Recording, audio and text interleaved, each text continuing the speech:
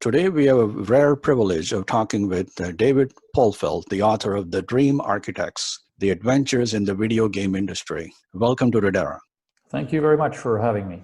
Let me give a quick introduction to those of us who may not be aware of your accomplishments and the things that you have been involved.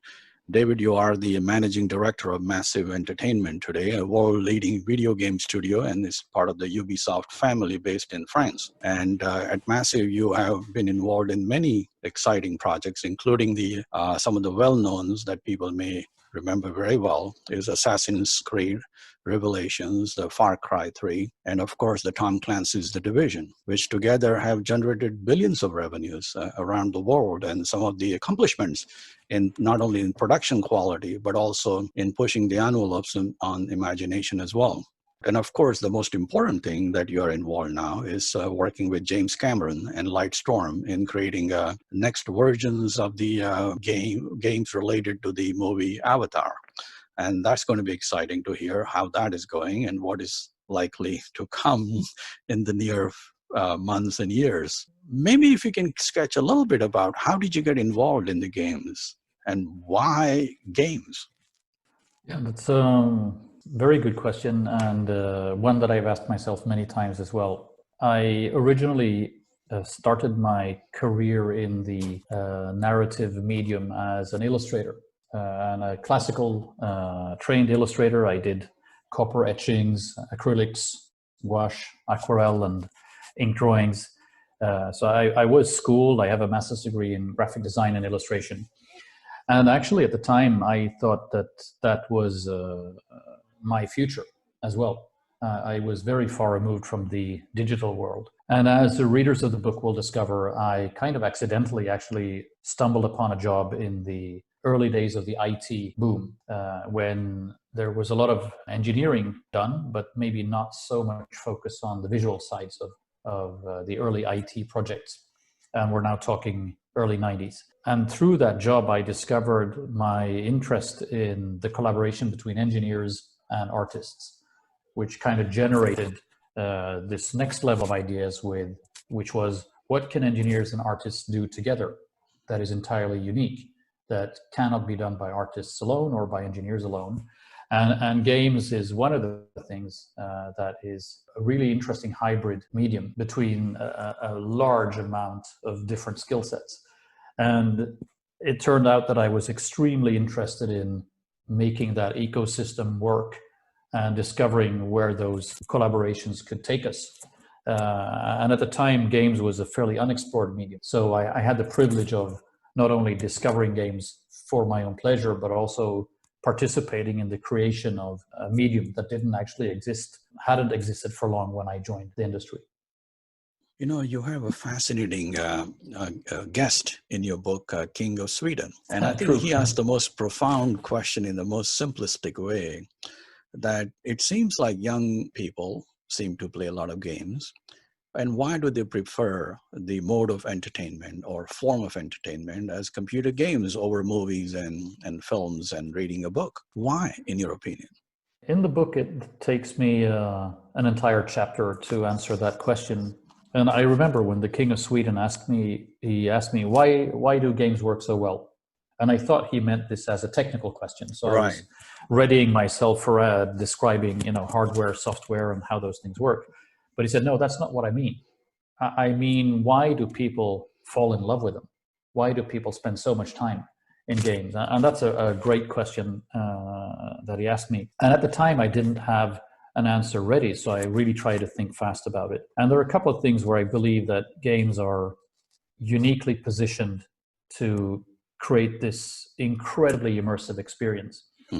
And one of them is very simple, but it's very important, and that is that most mediums as we know of them today, like theater or movies or TV, reach the brain through a fairly cerebral process. There's audio and there's the visual, and together they create a really interesting and fascinating experience. But with games, we add another layer, which is the tactile. People connect through games with their own hands and with their own movements and with their own muscles and with their own mechanics. And I think that's actually, even though it sounds fairly simple, I think this creates a profoundly different and much more immersive experience, because the brain is much more active in participating in playing a game than we are when we're just passively watching a movie. So basically, I would suggest that a large part of the brain is involved in the pleasure, more so than in traditional mediums. That's one thing. The other thing that I think is unique for games, and I'm really proud of that, because it's also, it seems simple as an observation, but it's profound in the way, if we look at this as media history, where in games, we, the creators, have delegated the role of the hero to the audience, and not just to the audience in general, but to every single individual in the audience. Every single person who is playing a game is the hero and is deciding on behalf of the hero. And it's actually an experience that is weaved around them for them to be at the center of that experience. And that is very different from how we watch movies or how we watch TV or experience theater, where the hero is actually someone else who is on screen or on stage, and we are passively watching them, but it's not about us. We are watching someone else's adventure. And I think this, change of ownership of the role of the hero is fundamental to the success of games, because it's also incredibly empowering. If we look at young children who really love games, I think a very important reason for why they do that is because they feel that they are empowered and they are entrusted with the responsibility to save the world, or to, win the football match, or whatever the game is about, win the Formula One championship. But we expect kids to be capable of doing it. So it's incredibly trusting as a medium. And it's a medium that really, really trusts their audience to be amazing. And I think that's some of the reasons why games are successful. I could go on for longer, but I think those two are probably the most important ones. The tactile and the delegation of the responsibility of the hero. Very well said. There's a lot of engagement, there's a lot of participation, and also there's a lot of recognition that the user himself or herself is also trustworthy to make joint decisions, at least partially, with the hero. And then that puts the user at a more elevated level than it would be in a movie or reading a book. It's more passive experience. This is more active experience, and that's a big difference. Moving on, how were of course, we know the early days of starting out in Stockholm first and then in Malmo were challenging, like any other startup. There are twists and turns, and when you're doing independent production, which is not always recognized, which is not always rewarded financially or recognition-wise, you still have to go on, because you believe in the cause. You don't give up. Why you don't give up? Not everybody does not give up.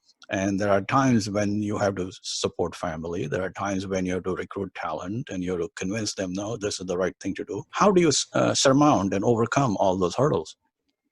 I think if I look back at the years that are covered in the book, I think the first 12 years were almost entirely about surviving as a business. And just finding a way to make ends meet, or to find a break, or an alliance or a relationship somewhere that would take us a few more months down the road of surviving. After a significant amount of time in the gaming industry, we were able to release very successful games, and then the whole idea of running a business becomes completely different. What we're doing today, business-wise, is something completely different than what it used to be in those early days. And I think that for me, I'm just wired that way, that I can consider myself a fairly simple man, in the sense that if things seem hard, my only solution is to work harder. I don't expect myself to come up with a shortcut or a genius formula that would suddenly transform everything into my favor. I just believe in hard work. And I had this instinct during those that first decade of just struggling, that it was just a question of me not working hard enough.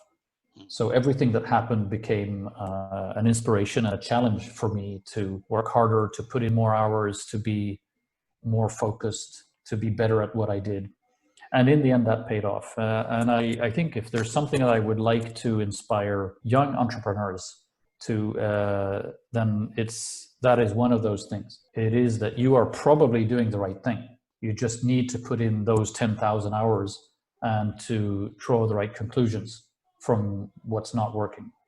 And by being stubborn and passionate, focused on quality, you will probably succeed. But in my experience, there is also no real, the shortcut doesn't exist for me. And that's maybe something that I would also like to say to young entrepreneurs, is that don't believe in the magic bullet that's going to change your life between today and tomorrow. It's much more likely that, by playing guitar until you play it really well, that's much more likely to put you in a situation where you will be successful than trying to find one magic chord sequence that is going to be a global hit song. While we are down on memory lane, let's take two instances. One instance when you really felt that the world is just about to collapse and everything is over, and it's time to switch gears and go somewhere else and almost, not really, but almost give up. And then we'll talk about when you first felt, no, we have achieved something. Not I have achieved something, but we have achieved something as a team. Do you recognize, or do you rather recall any of those two moments? So you never had those moments? I've had a few moments when I genuinely didn't think working harder would be the right solution. And those moments were difficult because obviously we invest a lot in what we believe in. We spend a lot of time, a lot of not just energy, but also our own bandwidth. There are many, many things we could do, but for one reason or another, we decide to focus on something that seems special to us. And to be in a situation where you look at your own investment, which in this case was almost a decade long, and you start thinking, maybe I'm not really good at this. Maybe I just wasted 10 years of my life pursuing something that I'm not good at. That's not a great moment to be in. And I've had a couple of moments like that in this industry, because it's a tough industry that, it brings you some really, really nasty surprises of different sorts. Even, in cases when you might have done everything right and your game is great, for some reason that you couldn't predict or control, your game is a flop, and then suddenly no one wants to touch you. So it's quite a punishing industry to be in. It's very hit-driven, and disproportionately so, I would say. I think what saved me on several occasions when I was really out of answers and I was out of energy and hope, what saved me was something else that I have done all my life, I think subconsciously, which is to never burn a bridge. You never know when people show up in your life again, or in what capacity they show up, or why they show up. And that person who today is a cleaner in your company, or a receptionist, or an intern, might be a person that is incredibly important to you 10 years later. And realizing that, and always knowing that, helped me on those occasions when I didn't have an answer. So it seemed like, the gods stepped into my life and said, oh my God, this guy's in trouble. We need to help him. So we'll send him this surprise, because the timing seems right. And at the moment, it felt almost like the gods would intervene and save me from complete disaster. But what I realized was that the people who showed up and helped me when I needed help were people that I had helped before, or people that I had invested in, or people where I had been as generous as I possibly could, without actually asking for anything in return. I don't need to know, if I'm going to, it's not a transaction. It's my approach to life is be generous and be helpful whenever you can. And if you can be nice to someone, well, you should be nice. It's important, we affect each other. So always stay on that side of things. And then that turned out to be also, I realized much later, a really clever business strategy, even though that was never my intention. But it has happened to me a couple of times that I've been saved by the fact that I was incredibly nice to someone who at the time didn't look like someone who should be on my radar. But 10 years later, they show up in an important position, either as investors or as partners or as creatives, and said, hey, I remember you. You were great to me when I was nobody. I really like you. You're a good person. And I'm like, oh yeah, that's not why I did it. But actually now I do need to call in that favor. And I think this is also probably good advice that to a young entrepreneur is never burn any bridge. Never ever burn a bridge. If you can maintain good relationships or really positive energy around your relationships, it's going to help you in your company for sure. Very good advice. Moving on to the a time in your journey when you felt like your organization, it may be a team of 3 or 5 people, but where you felt like your feet are planted now. You achieved something where people challenged you and you delivered for the first time, that you know that there will be more doors opening for you now.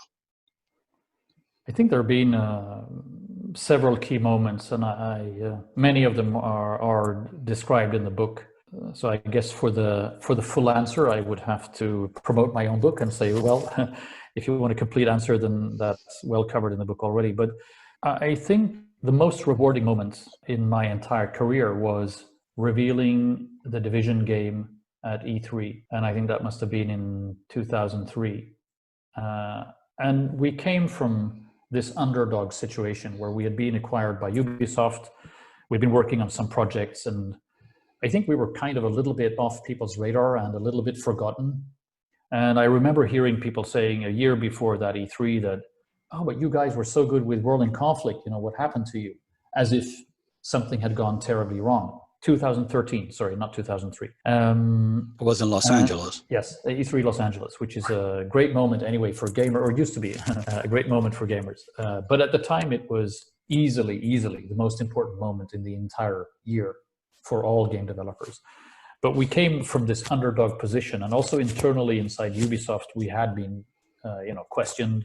Project itself had suffered a lot of setbacks, and we didn't have many believers or friends outside a very small group in the studio. And the last 3 months before that E3, we went through a horrible period of self-doubt and questioning, and really trying to look at what we were doing soberly. Without, it's very easy to generate your own hype and believe that you're a genius, but we really tried to avoid that and say, listen, soberly, are we idiots? How come this isn't working? How come so many people have stopped believing in us? We can't imagine that it's because suddenly the rest of the world became stupid. There must be some truth to these questions. And by embracing those questions as a professional challenge, we fixed a lot of things with the game just in time. So even, a week before E3, most people in Ubisoft didn't know what we were coming with. And then we showed up at E3 and at the press conference, and we were instantly vindicated. It was one of those moments when everyone, from the cynical journalists to the hardcore veteran developers who've seen everything before, from just fans and colleagues, everyone understood the quality of what we were doing, and were generous enough to also give us the reward of embracing it. I remember so many people coming over to our booth, people that I had admired all my life, and they would come over and say, David, I had no idea you were doing this. It's unbelievable what you guys have accomplished. It was so rewarding, and it was like 3 full days of affirmation, really. And that's probably the biggest highlight I've had in my career, because we really fought for that. And we fought for it in a way where, when no one believes in you, of course, at some point it gets to you. You start thinking, well, maybe they are right. Yeah, it's not, the people who stop believing us are not idiots. They are professionals. They know what they are doing, and they have a lot of experience. So it's a professional opinion that our game is not great. But it was probably the biggest comeback moment of my career. And it's still one of my most precious memories of being in the gaming industry. Yeah, coming back from behind takes a certain level of energy and a certain level of conviction, not at the individual level, but also at the team level. It's the team morale. Corralling the morale is more challenging. I mean, you can rev up yourself, but revving another 50, 70 people is another task, which you were able to do. So that really went well for you. And you're absolutely right. And one of the things that we talked about a lot at the time was exactly this. We openly talked about self-doubt. We talked about not believing the hype. But when we said that, we meant both the negative and the positive hype, because it's very easy to, lock yourself into a bunker and believe that we're the only smart people on earth, which is of course not true. But it's also very easy to go into the negative hype and get destroyed by the negative expectations that people project onto you, which is also a kind of a hype, because they don't know the future either. They are just projecting something negative or a negative expectation, but the future is tomorrow. And none of us, it's not decided yet. And that's kind of where we stayed with the team into that very small window where the future is tomorrow. We can still change it. And it's not hype. It's what we do today that matters. So we were extremely focused on the craft. And we kept talking about it openly so that everyone knew that the only way to fix this is to focus as craftspeople on the work. That's the only way out of this hole we are in. Switching gears a little bit further, you have a rare experience in working with the people in Los Angeles, working as an American company, being in Sweden, and then also working with people in Paris, which is a French company. 2 different locations, 2 different cultures, geographically distant. What are your impressions of dealing with one culture, one group of people far away from you, and not having the proximity also breeds its own level of skepticism from each or other side? We were not technologically gifted then as we are today. How would you share those experiences? What can you learn from it, or how can you avoid some of the doubts or misgivings that people may develop by just not being there, not seeing you every day? It's always difficult to talk about cultures that are based on nations or origin, because it quickly spirals into cultural stereotyping. Right. And I'm not a fan of that at all. I believe that there are smart people everywhere.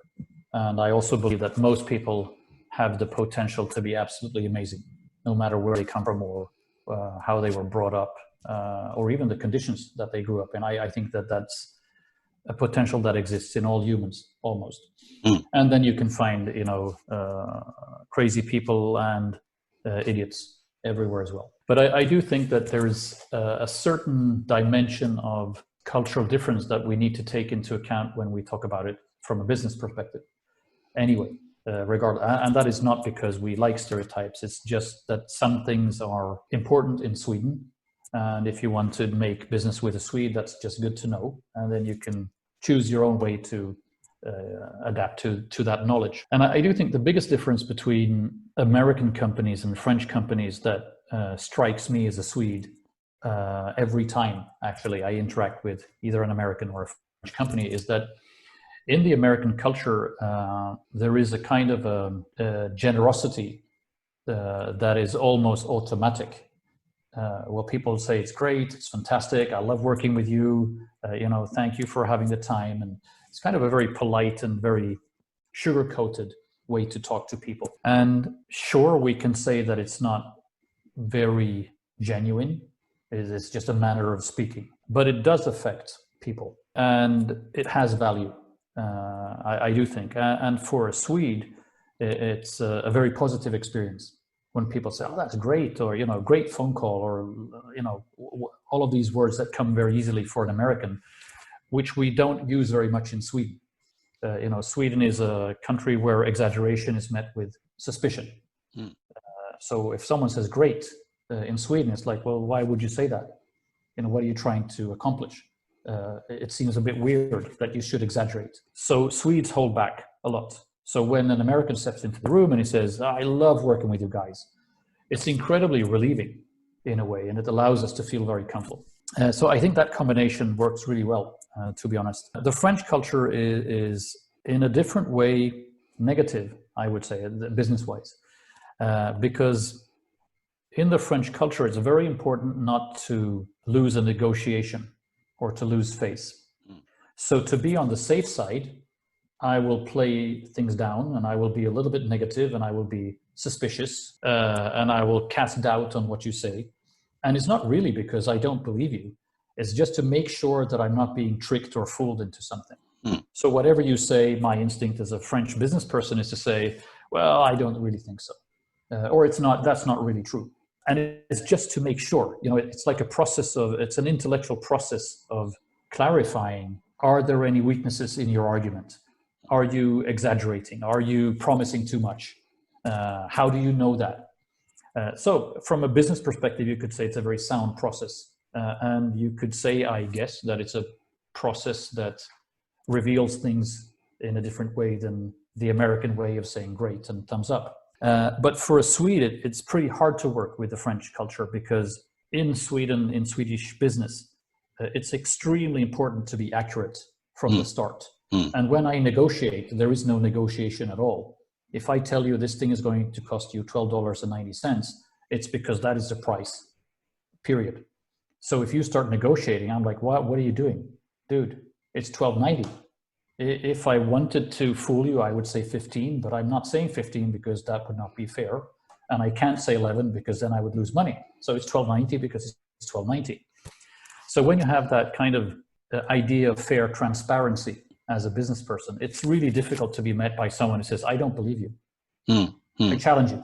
It's like, well, why would you challenge me?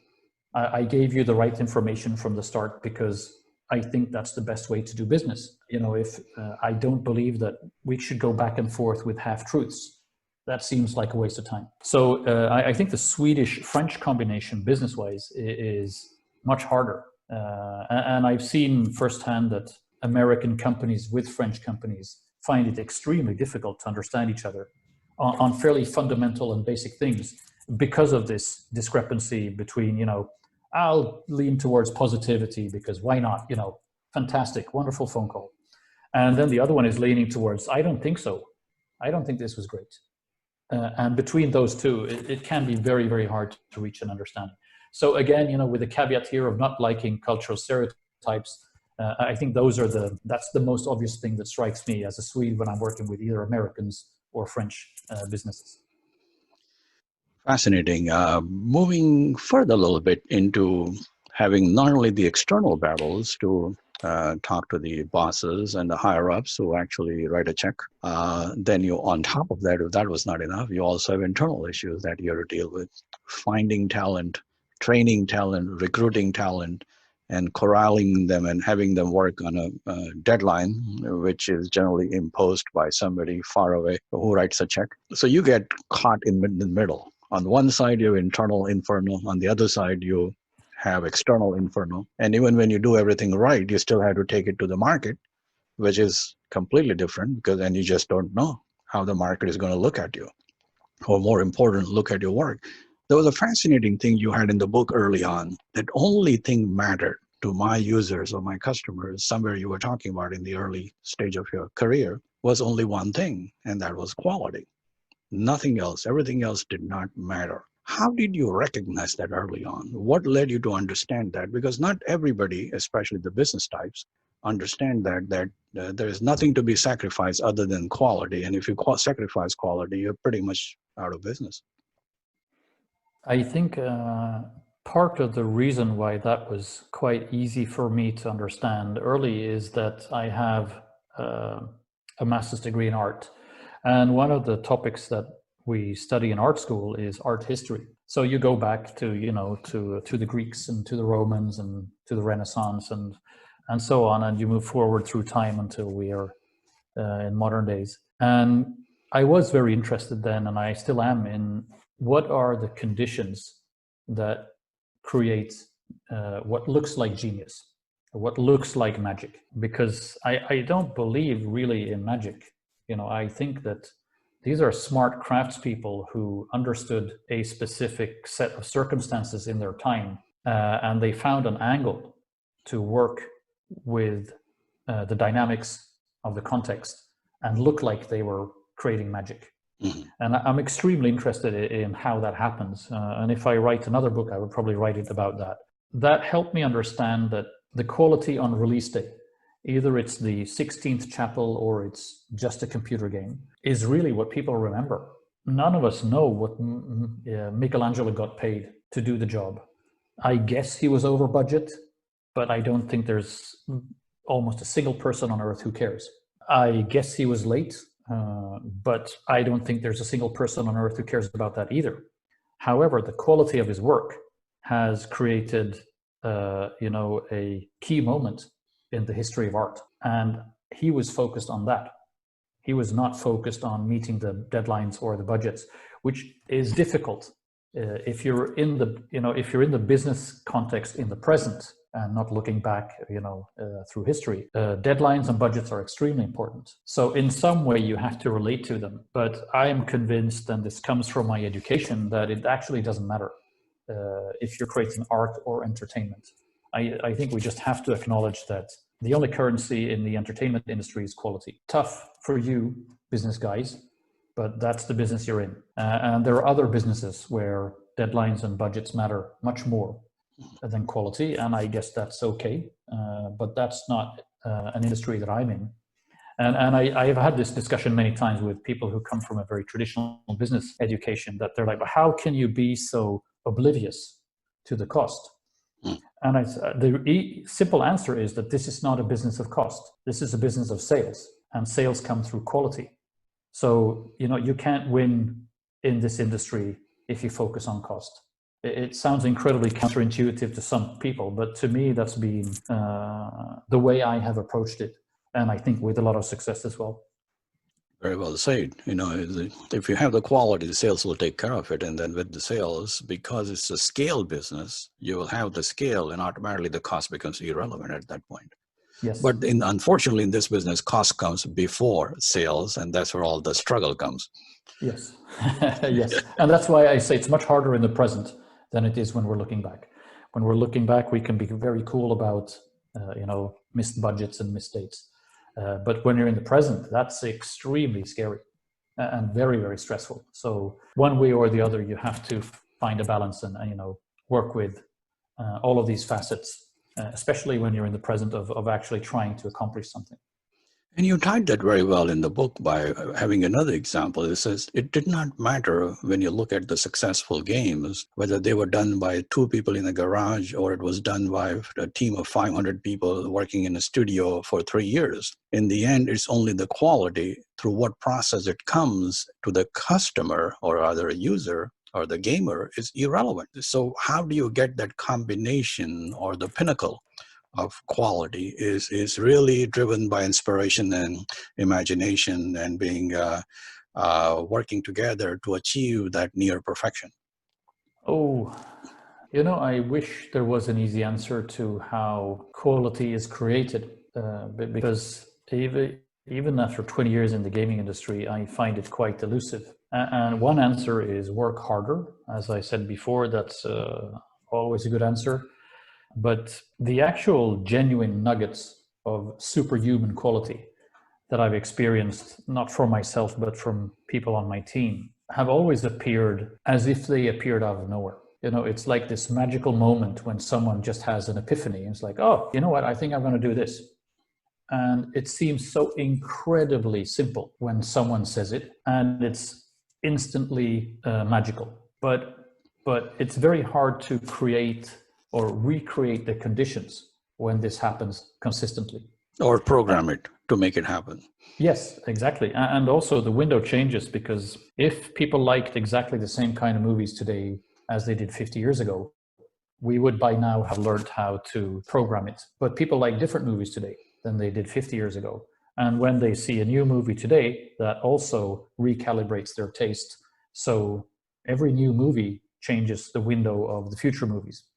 And that's fascinating, but it's also incredibly frustrating, because it means that the window is elusive and it changes over time depending on the experience that consumers have. But this is a little bit why I love working in the video game industry, because the hunt for those magical moments or for those epiphanies and the sense of reward is actually incredibly fun. It's fun to be a part of it.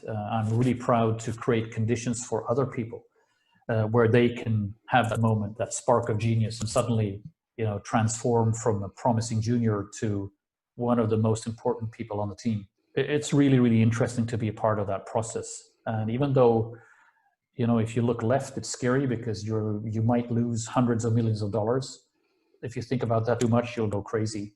But if you look right, you're going to see a young person who is about to become a legend in the gaming industry. And that's where I've spent my focus, because the other side is just too scary.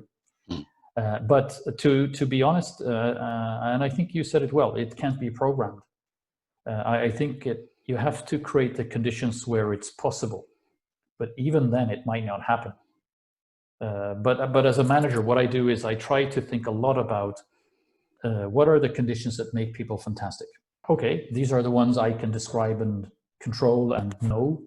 All right, so how well am I doing as a manager on those topics? have I given people ideal conditions so that maybe they will, blossom into being brilliant? And that's what I spend most of my days doing today. I just think of, I'm not going to be there when the magic happens anymore because I'm the manager of a very large studio, but I need to know that I have created conditions. So one thing that you learn in art school that I really like as an illustration is you learn that the preparation of the canvas and the sketch is just as important as the painting. Now, what most people see is the painting. So they imagine that, well, this painter is amazing. Yes. But the person who prepared the canvas and the brushes or the pigments has another function to play. And that's really how I think about management today. I prepare the canvas. I make sure that the brushes are the best possible brushes I can imagine. In our case, that would be the tools, the software tools. But then it's up to the young people, to the creative, to use those tools and to create a magical painting that is then experienced by an audience. So I don't want to be, the guy, the manager who steps into the room and says, "Oh, I also have an idea." I think that's bad management. I think a really good manager should say, "I have given you the conditions to be brilliant. So you have no excuse now. Now it's your turn to perform, right? I'm not going to tell you what to do." And that is daunting to a lot of people, but the kind of people I hire have a tendency to like that challenge and to feel that this is the chance I've been waiting for all my life. I've been waiting for someone to look at me and say, "I expect you to be fantastic. Here are the conditions and your salary is paid, so you have nothing to worry about. Now, what's stopping you from creating something amazing?" And again, it's a little bit daunting, but I wrote that book also because I wish that someone would have told me that when I was 25, right? But no one did. I had to fight for every inch for myself for a very long time. And you had to tell that to yourself every day. Yes, exactly. But now I realize in hindsight that I would have loved if someone picked me up, out of my imagined gutter and said, "Hey, I think you're really good. I'm going to make sure that you have the conditions to explore that. But now you have to work hard, man, because I've removed all of your obstacles." But I think I would have really enjoyed that when I was younger. So in a way, I think I wrote the book also as a bit of advice to people who are starting their own game studio and to think about, separate the person who's making the canvas from the person who paints. There need to be conditions that are inspiring, and someone needs to create those conditions. There was one thing that I was very struck by in the book, among a few other things, is that you mentioned about this old gentleman that you found in Sweden. He was a paratrooper. Yes. And you had that experience. But why that experience struck me is that was the first time you decided to do that with your colleague, to actually participate and feel like what it is to be in that situation. Wouldn't it be nice to be able to do that in every other project that of course, you're not going to go out and destroy the world and so on, but but when you put these so-called developers or people who are part of the creative team and put them in actual real physical world in those conditions so that they can internalize it, and then they are automatically inspired when they come back to the screen and working together, because those repeated experiences will actually form their characters and make them learn faster. So what you're talking about here is a chapter in which I describe a survival training. Correct. I went through with the first creative director of the division. And it's unique in the sense, exactly as you picked up on, that I don't normally insert myself in the work of the core team. I think that's their job, and I respect that. And they already have too many stakeholders to deal with, so I don't want to be just another noisy person in their head. But in this case, I thought it was so obvious to the core team of the division, and this is when we were still in the early stages of creating the brand, that survival training would be a good idea for them. And to my great surprise, nobody liked the idea. I was like, what are you, crazy? It seems like a really cool thing to do. And haven't we all always wanted to go to a forest and eat ants? It seems like a great thing. And to fight with do. mosquitoes. Yeah, exactly. I thought, well, don't we all dream about that? But to my great surprise, no one did. Until after some time, the creative director came back to me and said, maybe David, I'd do it if you join me. And I was like, hell yeah, I'm going to do this. Why not? So he and I went on that survival training. And of course, it was miserable. It was horrible, but still a very fun memory in a lot of ways. And the truth is that normally the core team does this kind of experience. Either travel to New York, or in the case of Avatar, to the jungle in Panama, to live in the jungle for a week and to think about what that actually means and what that is like in order to create better games and better experiences. I am, to be honest, extremely jealous of them doing that research. I think it's very valuable. It's very motivated. It makes our games much better. But I can't find a justifiable reason to participate, even though I'd love to. The only reason I can find is because I want to, but that's not a good reason to spend money. I think it needs to have some deeper meaning than that. So normally I don't join them. And this was one of the unique cases when I actually did participate myself, but it's that part of the job is incredible. You have to fly a chopper to understand this. Oh, too bad. You have to go to Panama to understand what it's like. Oh, too bad. Or you have to go to Texas to test these weapons to see what they sound like. Oh, too bad. Those are the fun parts of being a game developer, but that's not what I do, unfortunately. So other people have the pleasure of doing that. But it's also, when I talk about creating conditions, that's part of it. I think for that person to be as good as they can be, they need to have some firsthand experience of what they are describing in the game. I brought it up because I had two deeper questions related to that. And one was, the way I understand, and correct me if I'm wrong, that in the end, we are all in the business, especially in this industry, of creating experiences, keeping the user or the gamer in the middle of all the things that they would never have enjoyed or experienced it, but you bring them right into it. So essentially what we're doing is simulated experience. There may be bad terms to use, but at least it gets closer to the meaning. And then I tie back to your early experience when you were in the art school and your professor or the teacher came one day and says, give me the best Rembrandt that you picked, that you like, and now put it aside and recreate it.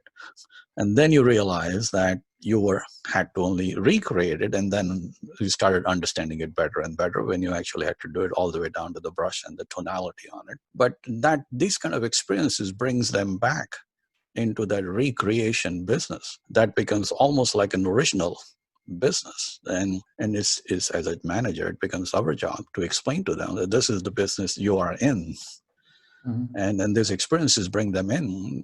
But now you're doing, instead of doing it on a one-on-one level, you have to do it at the group level, so that otherwise, as you know, the group is as good as the weakest link in the group, and you don't want that weak link. So the more experiences at the core team level will obviously make the ultimate experience on the screen just better, or more, sometimes even better than the real experience. Yes. And I think you really summarized that much better than I did in the book. What I have found in life and in my profession that is quite confusing to me is that not all people are as curious as I am. And that is quite genuinely confusing to me, because I think, hey, we only live once, as far as I know, and there's a lot to discover. And thousands of fantastic people have walked this earth before us.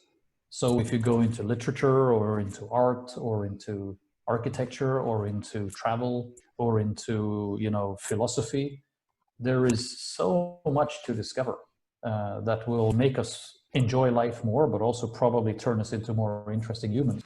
So there's only things to gain by being curious, as far as I know. So, well, yes, I can make up an example where it's not to anyone's benefit to be curious, but let's not be silly. I think that genuinely, normally in life, being curious is just something that we benefit from. And I have been quite surprised throughout, even when I was in art school, but also now as a professional, that some people are a lot less curious than I am. And I still struggle to understand that. And I struggle to understand it, especially when I meet someone who is 25 years younger than I, who starts a sentence with, well, this can only be in one way. And now I'm like, well, no matter what you're going to say next, that's not true. Because there is nothing that can only be one way. Everything can be seen or perceived or explored in new ways. And that's fantastic. It's wonderful. It makes the world rich and it makes our life amazing. So if you genuinely think that there's only one way to see something and you're 25 and you already discovered it, that would make the rest of your life pointless. So how come that you chose that as your interpretation of anything? And this is maybe where I struggle a bit, I think, today as a manager, because I don't want to come across as that old guy who says, well, you should do like I do. Everything I do is right. But I feel much younger sometimes when I meet someone who's 25 and thinks they already have the answers. I'm like, what? That's good. Well, that's crazy, because I'm 50 and I know I don't have many answers. I'm exploring, continuously exploring. And I do think that part of the creative process is enriched by curiosity. Or actually, I'm convinced that that is so. So a core team needs to have that curiosity to kind of loop back to the question we started with. A core team needs to explore the topics that they are going to use, even if it's entertainment, even if it's comparatively light entertainment. We still need to understand the topics that we are exploring in the entertainment. And to me, it's just mind-boggling why someone wouldn't do it. And that's why I said earlier that when I told the core team, hey, you should do survival training, I thought that was the most obvious thing in the world. Like, aren't you curious? And when they said, not really, it seems like a hassle. I was like, yes, but the topic we are going to discuss in the game is about survival. So don't we want to know more about it? Don't you think that could be fascinating? So I think that maybe the one word that is missing a little bit in my book is curiosity. I wish I had written a chapter that was a celebration to curiosity as a tool, as a professional method. I didn't do it. Maybe I will have to add that in a later edition, but it's something that I profoundly believe in.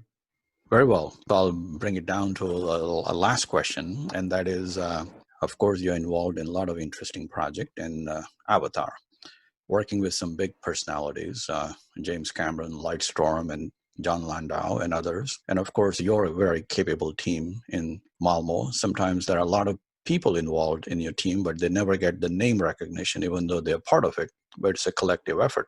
How do you see the challenge that is going to come, or what are the new or exciting things that you think your team is exploring as it comes towards it's a series, and of course you have to create, every time you raise the bar, the expectation is even higher. But how do you keep that curiosity going? How do you keep that creative juices flowing? And how do you keep that both come together, still people far away, almost 10,000 miles or 8,000 miles away from where you are, that they're not only engaged, but they also let you do what you have to do, what you want to do. Because one thing is something you want to do to please them. Another thing is something you want to do because you think it's the right thing to do. I think that the Avatar project is posing, we refer to them as elite challenges. These are the very elite of Hollywood who've been around for a long time, who have written and directed some of the most significant movies of all time. To work with them is incredibly interesting. And I would say that the first time I met John Landau and James Cameron, I saw them as people who have pushed some of my ideas much, much further than I had ever. And in that sense, they were incredibly inspiring, because the idea of quality and curiosity and experiencing things for yourself before you try to say something meaningful about them, they are extreme in that sense. They do things, to the very deepest end of things. They explore their own themes extremely well before they try to create a piece of entertainment about it. And they are very, very adamant on quality in the same sense that I was, but I think I was it with more of an attitude and not necessarily the same conviction. And meeting John Landau and James Cameron was, in a way, affirmation that, you know what, quality is the only thing that matters. Forget everything else. It doesn't matter what the business people say. Even though Hollywood is business, we all depend on quality. It's the currency, and just focus on that. So in a way, I felt that they were mentors to me and affirmed some of my ideas. The challenge that we are facing is fantastic because they will create enormous expectations with their movies on a specific need that they cannot fulfill, which is you go to see Avatar 2 and 3 and 4, and you will fall in love with Pandora, and you will be incredibly immersed in a narrative that happens on Pandora. However, when you leave the cinema, you can't go there. You have watched someone else being on Pandora, and you've watched someone else experience very interesting things on Pandora. And that's where the game steps in.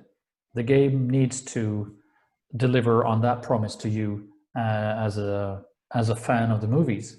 Like, this is great, but how can I go to Pandora? How can I have my own personal experience on Pandora that isn't someone else's or a movie hero's experience of Pandora? And to do that well in a game, it's entirely possible, but it's also incredibly challenging to deliver on that promise. That is one thing that we are working on, and I think with extremely promising results already. It's fascinating. I've seen the digital version of Pandora now many times in the studio, and it's mind-blowing.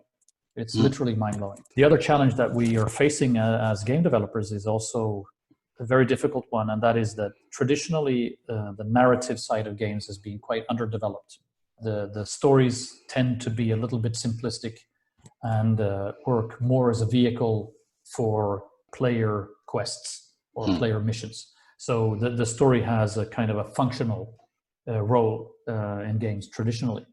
But in this case, when we're working with some of the best storytellers on the planet who are alive today, we also are faced with an expectation from the audience to tell maybe more meaningful and more intelligent stories than what we've seen in games traditionally. And that is very hard to do because, as we spoke about earlier, we delegate the role of the hero to the audience, which I believe is fantastic. But that also means that the gamer has a lot of power over pacing, over the dynamics, over choices, over locations or journeys, or in what order they do things.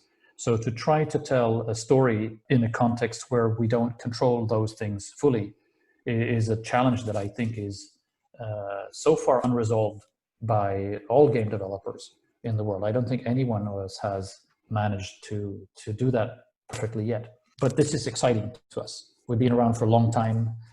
We have a lot of experience. We've done our simple games. We've done our action games. We are really interested in trying to solve this riddle that still exists with, I think, storytelling in games. I'm not saying we will, because I don't know until release date and the response from gamers, but the challenge is super fascinating, that's for sure. And as a craftsperson who's in love with the idea of the craft, it's really a wonderful challenge that we are having a lot of fun with. Massive entertainment is truly massive now. There's over 700 people, and Ubisoft is ubiquitous now, from Asia to Europe to America. How do you see the future at the organization level going for you? Do you think 1,000 people, there could be 1,000 people, or more important, do you think you'll be working with multiple games on a track, or you'll rather focus on the whole organization only on one track, or one product rather? Yeah, I definitely believe that a studio needs to have more than one project going. And that is one of my core principles as a manager, simply because it's very hard to make games, and each project is a long and complicated, volatile journey. So it's a roller coaster to make a good game. If you only have one project, that means that your entire company is going through that volatile journey all the time. And it's not terribly healthy for a business. So I've always suggested that you need at least two projects of equal significance, equal importance. Both of them will go through a difficult journey, but probably, while one is in crisis, the other one will be in good health, and vice versa. But that gives the studio some kind of balance and a little bit of perspective, because if you only have one project, you start to imagine that your entire life depends on the success of this project. which is part of the creative nature, right? We get passionately involved in things, so we believe that this next song I'm going to write is going to change my life. Yes, it's actually pretty good if you believe that. But it's not so good for a company to go through that emotional hyperbole. So I've always said that a studio needs a little bit of balance and a little bit of perspective, and actually a little bit of distance from the most extreme highs and lows that one single project provides. We have been speaking with David Polfeldt at Massive Entertainment. Are you thinking about doing another book down the line? I know the book is just about release now, but what's in the future? Oh, there are so many things in the future. I mean, Are you still curious, obviously? So yes, yes. But I would say that the relationships that we have now with Hollywood are very interesting. There's a lot to explore there. Hopefully we can, find some other alliance that would take us to new places. The Division's future is a very interesting riddle as well, because we did 1 and 2 in a certain way. I think we would like the Division 3 to be a surprise or something with a bit of a new flavor, but we don't know what that would be. So that's a bit of a riddle that we want to work on. For myself, I discovered when I was working on this book that I really enjoy writing. I didn't know that. I started writing it, I think, mostly as a diary, because I needed to understand my own 2 decades in the gaming industry. And I had a lot of emotions and a lot of confusing or conflicting emotions about what I'd been through. So I decided I need to write this down and try to figure out what exactly have I lived through 2 decades. It's successful, but it's confusing as well. It's been quite a wild ride. So I started writing it for myself as a therapy, but then it turned into this book. So I think if it's reasonably successful and people like it, I do have a lot of other things that I would like to talk about, and a lot of other chapters that I would like to write, and some behind the scenes moments that I haven't shared yet. So yes, there is the potential for another book. I think what I would like to explore is something that we touched upon earlier, is to dive a little bit deeper into those moments in the gaming history that look as if they just happened like magic. But I know they're not magic, but I don't know how they happened either.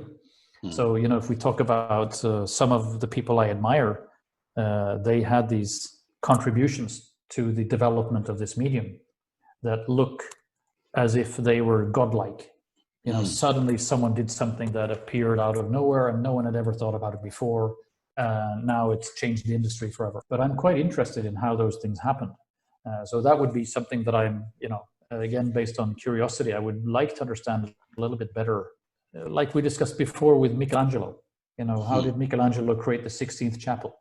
It's very hard to know now because we can't hang out with him and ask him. But we do have some walking legends from the gaming industry who we can talk to, who I think, like me, maybe they don't even understand themselves. How did it happen? And I think that could be an interesting analysis to do at some point. But, I'm just brainstorming now. I have no idea what's going to happen. And it all depends also, I think, on the reception of the first book, because if everyone thinks it's a really bad book, then I think that would probably hurt my inspiration a little bit. Well, we have been delighted and fortunate to have you and your comments, and I appreciate your time and the comments. Thank you very much for having me, and I appreciate your questions. Very thoughtful, and obviously you've read the book very thoroughly, so I appreciate that too. Thank you.